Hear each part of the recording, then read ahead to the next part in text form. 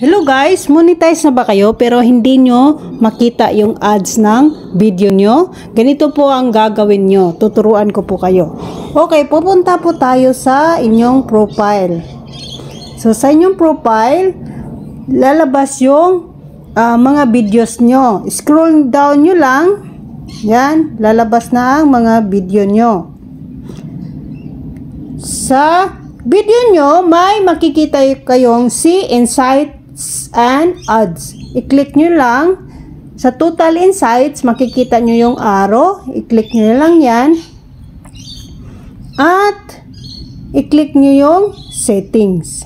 Yan. Sa settings, may nakikita kayong ads on video. I-on nyo lang para ma-enable yung ads nyo. Kasi pag naka-off yan, naka-disable yan.